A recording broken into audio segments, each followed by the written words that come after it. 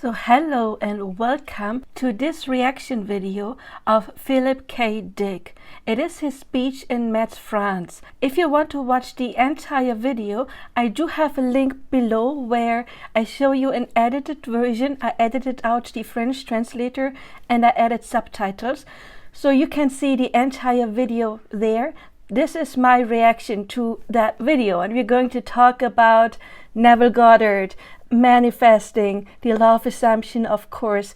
He, in this video, tells you how he shifted timelines into a parallel reality, a whole new dimension, where Germany actually won World War II.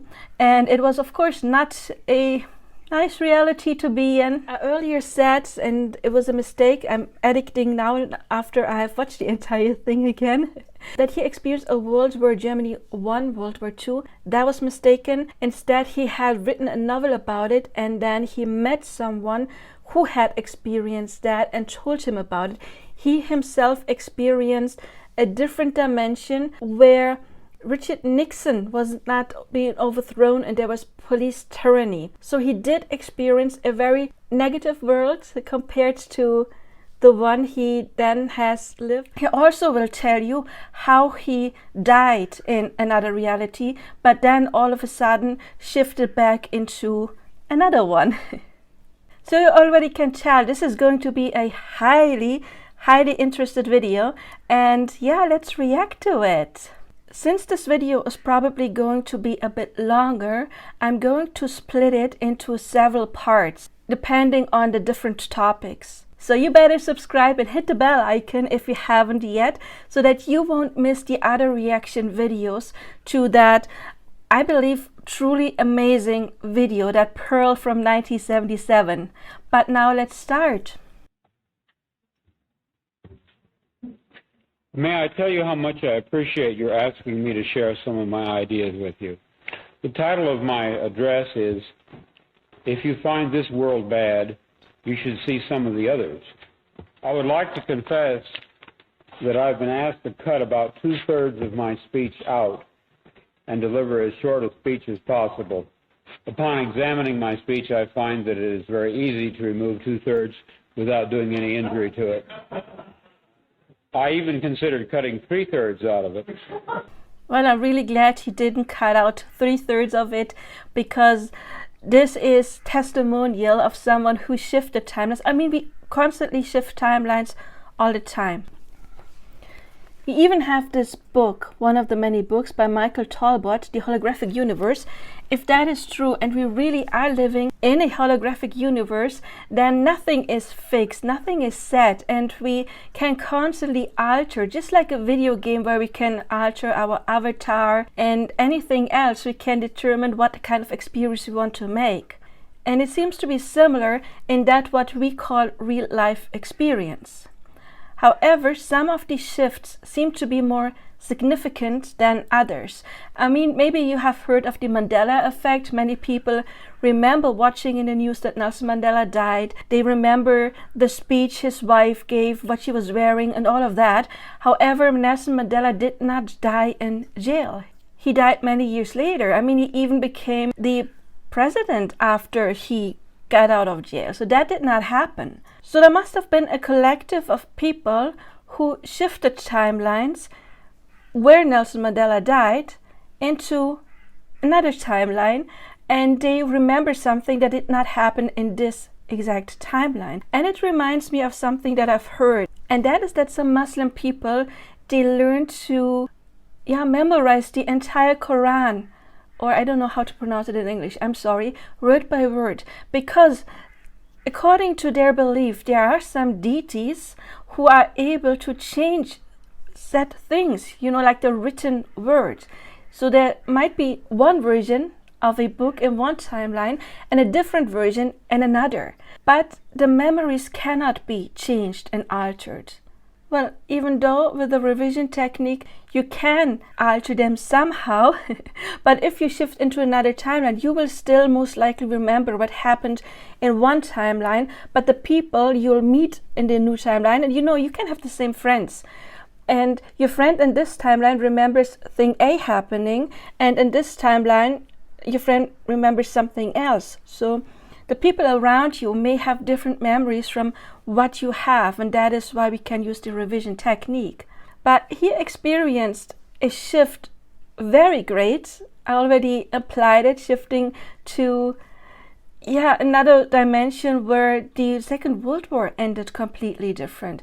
And that, of course, would have a massive significance, a drastic change.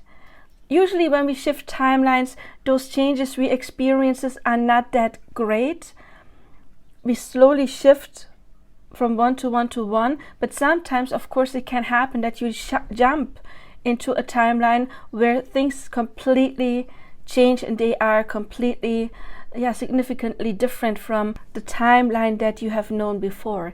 And I think it's absolutely fascinating that we do have testimonial about something like that. But let's continue watching. But there was some trouble, so I abandoned that idea. The subject of this speech is a topic which has been discovered recently and which may not exist at all. I may be talking about something that does not exist. Therefore, I'm free to say everything or nothing. I can hardly make an error if there is no such thing as orthogonal time. Orthogonal or right-angled time is the topic of my speech. Well, of course, he may be hesitant to talk about the experiences he had. You must remember that this speech, it happened in 1977, so almost 50 years ago. And we are a little bit further ahead. I mean, Neville Goddard already had his teachings during that time. I believe he already even died at this time. So there were people who were aware that we can manifest things, but I don't think it was as public as it is now, especially thanks to the internet and all of the access we can have. We are accustomed to supposing that all change takes place along the linear time axis, from past to present to future. The present is an accrual of the past and is different from it. The future will accrue from the present on and be different yet. Yeah, if time is not linear, and even in his time, I mean, we had Albert Einstein decades earlier, already talking about relative time, about how we may experience time in a different way than it actually is, that it is not exactly set in stone. And many physicists already believed, maybe not at that time, it may not have been very common, but in physics there are scientists who believe that time is not actually real, it's an illusion. Neville Goddard also already said back then, creation is finished. I imagine it like a computer game where everything already has been programmed and we get to walk in this world, we get to experience it. Or I believe in timelines, like it has been created, but every timeline is a little bit different, and then of course some are very much different than others, and we constantly shift. I always explain it to my clients like the radio. There's all of those stations, all of these channels that are broadcasting at the same time, and with our device, the radio, we tune into one. But just because we listen one station does not mean that the other ones don't exist at the same time, and we could tune into those as well. But let's continue. That an orthogonal or right-angled time axis could exist, a lateral domain in which change takes place, processes occurring sideways in reality, so to speak, this is almost impossible to imagine. How would we perceive such lateral changes? What would we experience? What clues, if we are trying to test out this bizarre theory, should we be on the alert for? In other words, how can change take place outside of linear time at all, in any sense, to any degree? Let me present you with a metaphor. Let us say that there exists this very rich patron of the arts. Every day on the wall of his living room above his fireplace, his servants hang a new picture, each day a different masterpiece, day after day, month after month. Each day the used one is removed and replaced by a different and new one. I shall call this process change along the linear axis. But now let us suppose the servants temporarily running out of new replacement pictures. What shall they do in the meantime? They can't just leave the present one hanging. Their employer has decreed that perpetual replacement, that is to say, changing the pictures, is to take place. So they neither allow the current one to remain, nor do they replace it with a new one. Instead, they do a very clever thing. When their employer is not looking, the servants cunningly alter the picture already on the wall.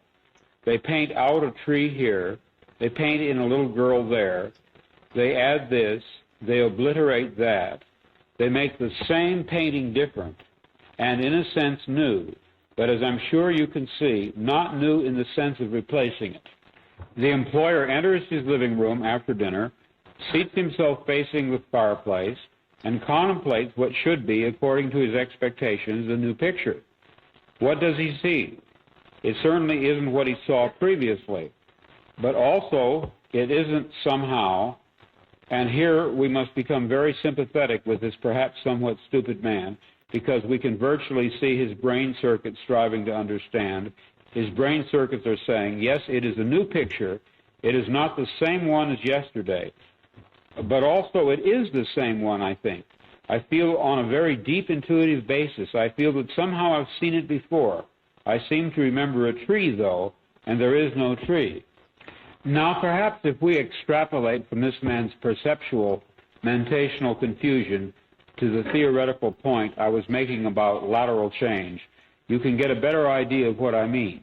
I mean, perhaps you can, to at least a degree, see that although what I'm talking about may not exist, my concept may be fictional, it could exist. It is not intellectually self-contradictory. Okay, I have to say I kind of understand his metaphor with the picture, but I don't completely get what he means with it. I like the metaphor that I just explained with the radio a little bit better. But I think it refers to that when we shift timelines, some things may be a little bit different. You know, later on, he will tell you about shifting into a completely different timeline, but maybe sometimes they're just tiny things different. Just recently in one of my videos, it was the one, Can We Manifest Someone Coming Back from the Dead? There is this person, one of my viewers, who said, I'll try. And so she's manifesting that, and she's shifting through the timelines, and she's always leaving comments, updates, so you can check out that video. I may leave a link below, and it is absolutely fascinating. So one example I remember right now is that there was supposed to be a specific building that all of a sudden wasn't there. It was on the other side of the street. Or then there was one kind of store, I'm sorry, I forgot which one, or like a gym, and that was not there anymore. It was like supposed to be one thing, and all of a sudden it was a yoga studio, or vice versa. But then people told her, no, that has been there for ages. So as I said earlier, some people, when you meet them in this timeline, when you shift, they of course will have the memories of what happened in that timeline. But she brought her memories from that timeline to there, and let's say here it was the yoga studio, and there it was something else. I don't know, was it a donut store? I forgot. Let's say, just for example, the donut store. And she shifted here where it had never been a donut store. So it's not just that it stopped being a donut store because the premise was rented to somebody else. No, it always had been that yoga studio. And she's leaving comments all the time about things that changed all of a sudden, and it's just absolutely amazing. Of course, I had done a little research a while back about glitches in the Matrix, and I read a lot of posts from people who experienced similar things. There was supposed to be one thing and then it was different, or they had like a furniture and it was always green, and all of a sudden it was turquoise. And I have made similar experiences as well, where an underground station that I knew very well because that is where my school was. So I was there for 3 years, Monday through Friday on a daily basis. So I knew that station. And then I read in the newspaper that it was supposed to be renovated, and an artist I actually knew from my childhood because I was friends with her cousin and her younger sister. She was supposed to create a painting there. So next time I kind of like drove through the station, because once I was done with school, I hardly ever went into that direction. It was freshly decorated. It was new. They replaced tiles and everything, and it looked really neat. And then all of a sudden, the station was in a very bad condition. It looked like it hadn't been renovated for like, I don't know, like 40 years. So that was something completely different. From brand new station to really, really rundown station. And I don't remember if that one painting that the person I once knew did was still there or not, but everything else was completely deteriorated. It looked in worse condition than ever before after it had been completely replaced. So I am pretty sure that that was one of the experiences I've had shifting to another timeline where things just were different. But sometimes, like you maybe explained with the painting, it might be just like some small changes that you don't see right away. You're just like, wait, was it always like this? Or maybe was it a little bit different? Am I going mad? What's happening here? It looks different than it did before, but I'm not sure. So this might be where he is going at. I'm not entirely certain, though. Please leave your comments. What is your interpretation of this specific segment?